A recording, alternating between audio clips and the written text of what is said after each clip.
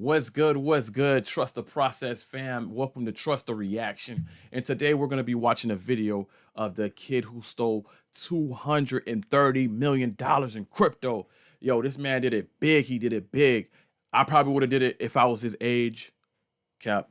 And I would have did things much different. So we're going to tap in. We're going to watch it. We're going to see what happened and how it went down. Let's go. No way. Oh my god, $242 million. Do you know how much money that is? Ballin' like it's game time. Locked in when it's game time. Yeah, I'm ballin' like it's game time. I wake up, flex, thumb down that check. No drip, this time to run it. I ain't gonna lie. I got glasses just like that. I ain't gonna lie. It's the 19th of August, 2024, the day a group of young adults carried out one of the largest crypto heists ever recorded. 20-year-old Malone Lam, comment down if you got crypto. 18-year-old Virgil Tao, Crypto going 21-year-old crazy right now. Danielle Serrano, Danish Khan, and Chen. These kids targeted a single Genesis creditor who had no idea they were about to lose a staggering $230 million worth of Bitcoin. But how did they pull it off? Were they expert hackers with advanced coding skills? Well, No. It was much simpler than it seems. These scammers did something very clever. They hacked into basic human nature.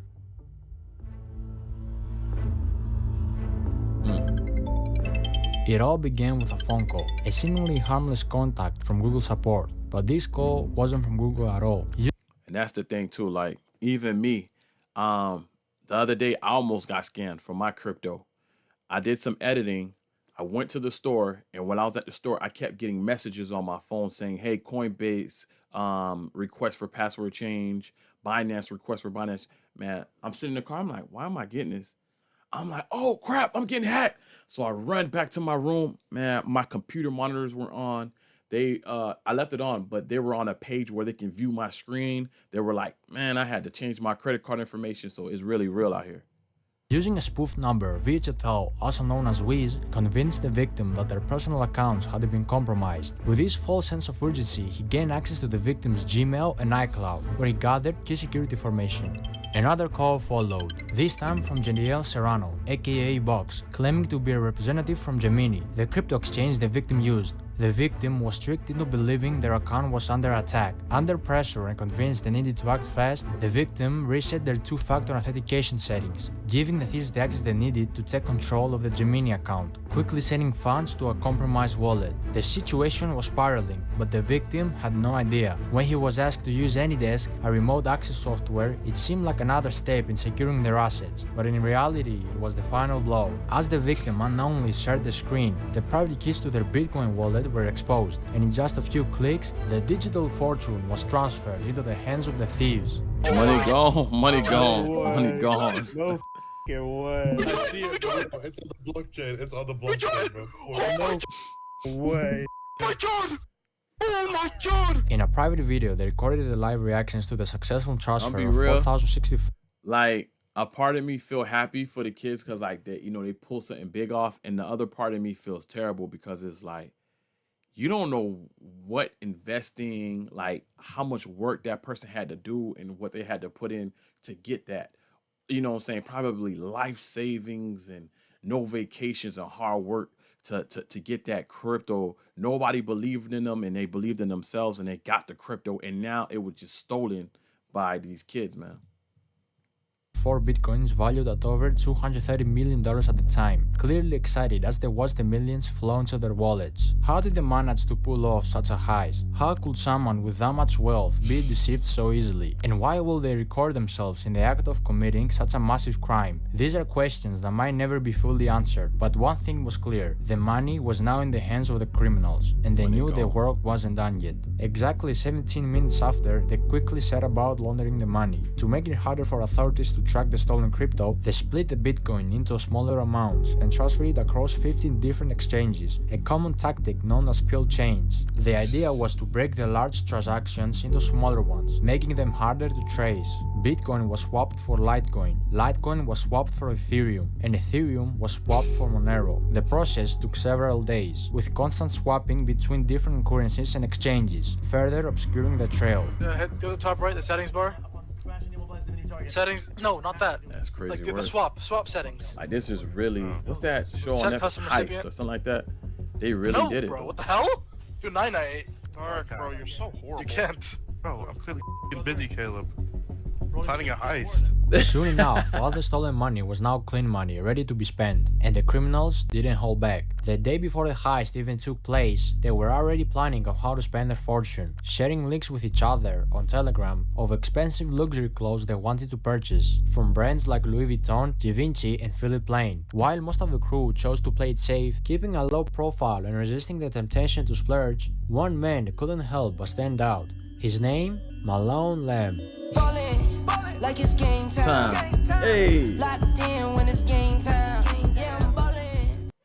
Hey guys, welcome to my new video. My bad In this about the, tutorial, I will show you how to create this The ass, cool man. before Y'all gotta and subscribe. Y'all after. gotta like so I can get rid of these ass. Malone was based in LA, and the moment he got his hands on the money, he wasted no time diving headfirst into a luxurious lifestyle. Everything he had once watched wealthy people enjoy was now within his reach, ready to become his new reality. Nightclubs became his second home. Almost every night, he hit a club, spending ridiculous amounts of money on VIP sections and bottle services. His bar tabs were unbelievable, some nights costing $265,000, $300,000, and even more than This is what $500,000 in a happens single night. If you when were a in one of young those kid clubs, you couldn't touch crazy money for the first time. Like I'm not gonna cap. When I touch money, and I ain't touch money, come on, I ain't touch nothing like that. But when I first touched some bread, I went ham. I went on vacation after vacation after vacation. And when I was done, I was like, what did I just do? I didn't invest nothing. I could have started a business. I could have did something smart. I'm stupid. And now, you know what I'm saying? I'm trying to figure it out now. I'm trying to get this back on this YouTube, bread. But I'm not gonna lie, you know, hopefully he smashed every stripper in there, man, because that boy really screwed up. miss him. Hey, yo, Malone, he going real crazy like it's your birthday. His name will be flashing on signs, and DJs will shout his name, giving him all the attention. Malone! Send me bottles, Malone! Welcome home, Malone. They just hit $100,000 in bottles right now. $100,000 in bottles. This is next level.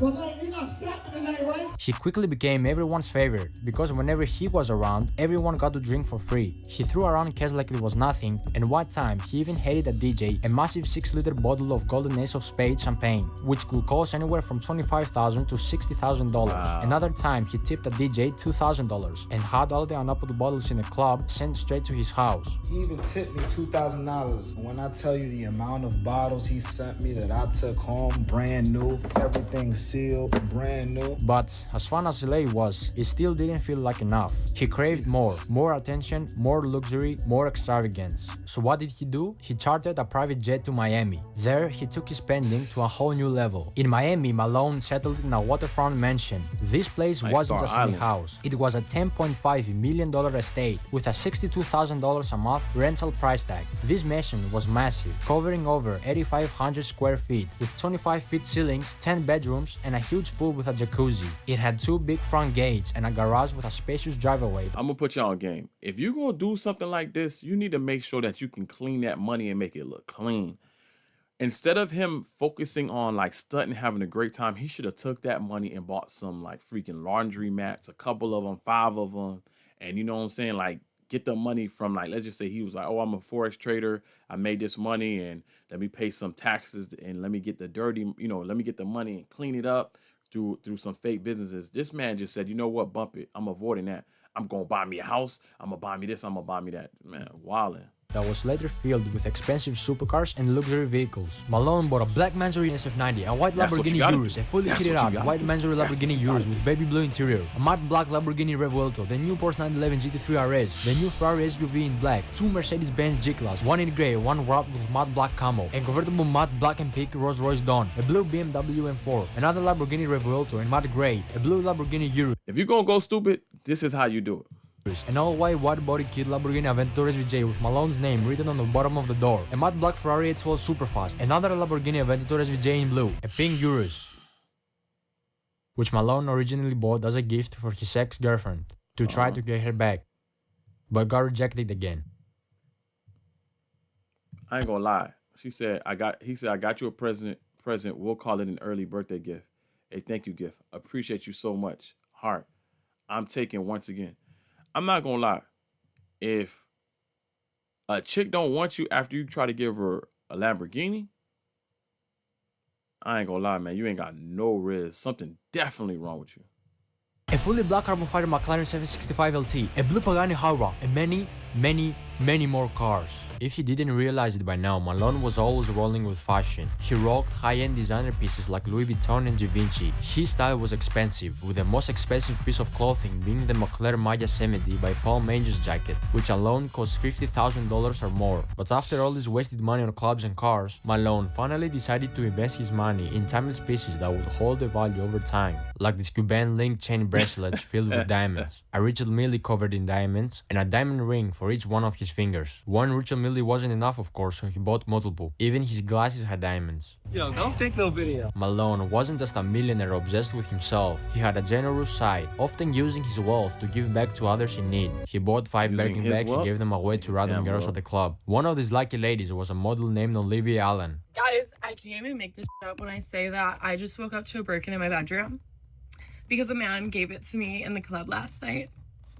This is your sign to go clubbing. Another lucky lady who got a Birkin bag was famous TikTok star Sky Bree. Me and my 2 girlfriends walk over to the section, and this kid, I'm gonna refer to him as like a kid. I mean, he was definitely over the age of 18. He looked pretty young. He comes towards me and he's like, I got this for you.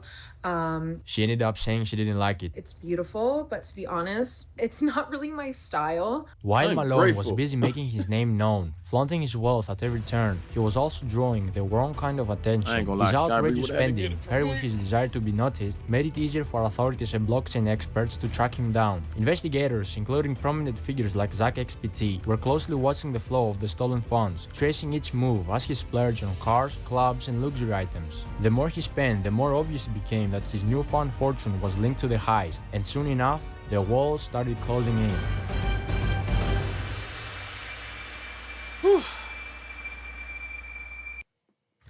Man, let me tell you Hi, something. I'm Burke, a small business insurance expert with Byberk. What's a Byberk? If that was me, I would have made sure my mom was good.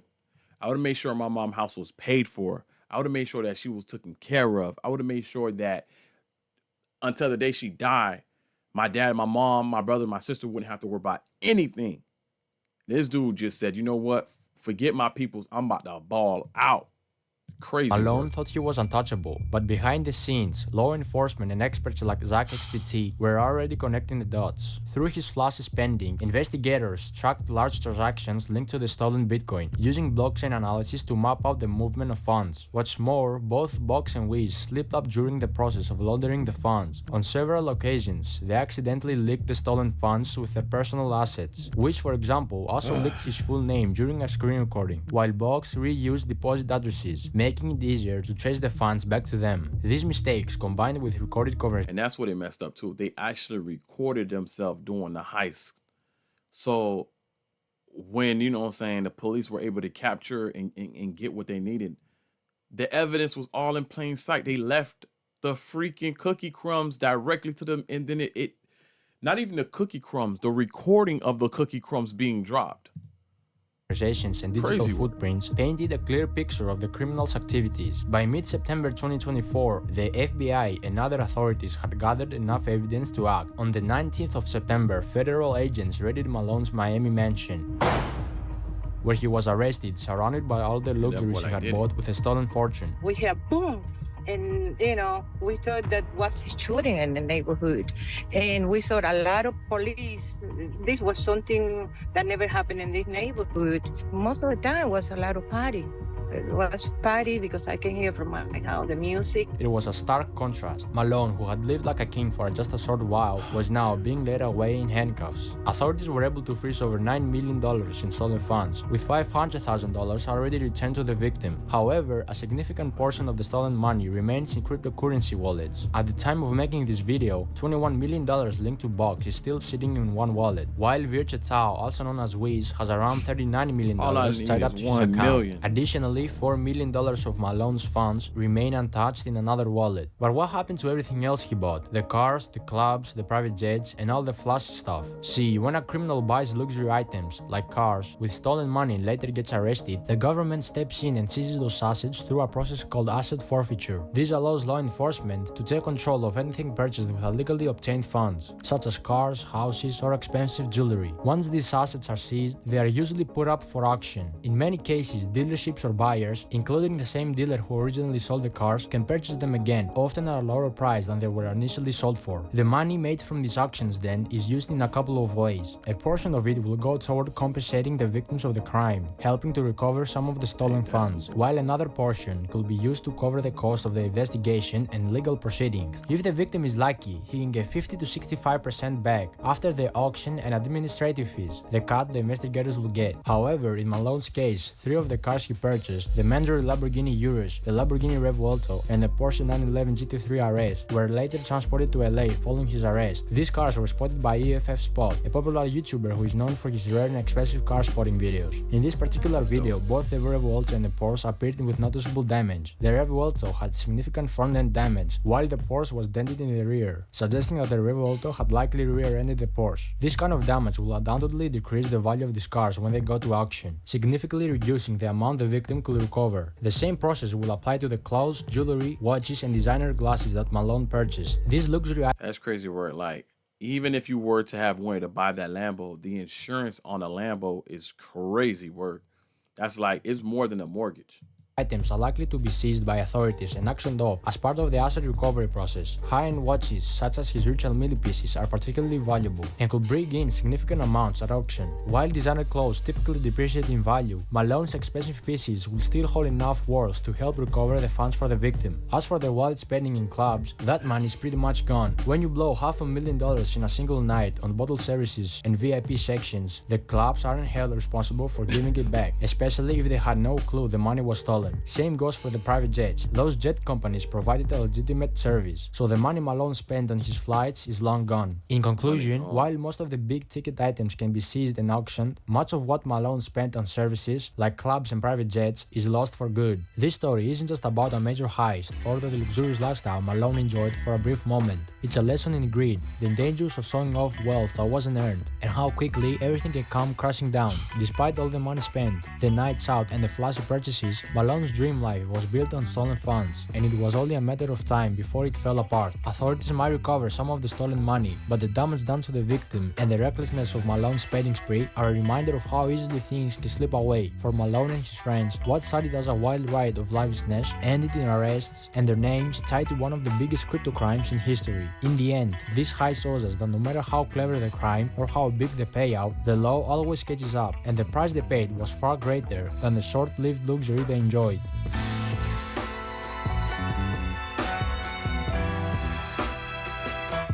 That's crazy work. That is crazy work. I'm not even gonna lie, bro. Look at this kid eyes, man. Look at him. I wonder how much time they gonna give him. But it's like, when I look at the situation, I'm like, bro, you could have been so much smarter. I was like, if he got away with it for a year at least, right? It still wasn't worth it. It still wasn't worth it, man. It still wasn't worth it. Like, he's gonna have a track record on him for the rest of his life, and the risk wasn't. Damn. I just hope that he gave some money away to his loved ones and his family. I hope he put away some money, because sometimes they'll come and take your people's stuff too. They'll like take your mom's stuff, your dad, your father's stuff, and like they'll collect it, man. But I hope you guys take this as a lesson. If you score big, make sure you put some money away. Hey, man, this is Trusted Reaction. It's your boy DC Steve, a.k.a. Mr. Rocket Man, a.k.a. Mr. Cinematic. And, this is not on a motivational tip. This was on some, some fun, some cool little reaction. So we doing our thing, man. Hey, look, another thing I want you guys to do is like and subscribe. Follow the channel. I'm going to put up so much more stuff. I'm going to give some life stories. I'm going to give you guys some live stuff. So, hey, this is the beginning of something great. I'm not going to say I don't know where it's going to go. I'm going to be very optimistic. We're going to go for 1 million subscribers. I don't know how we're going to get there, but we're going to get there, baby. Let's do it. We out.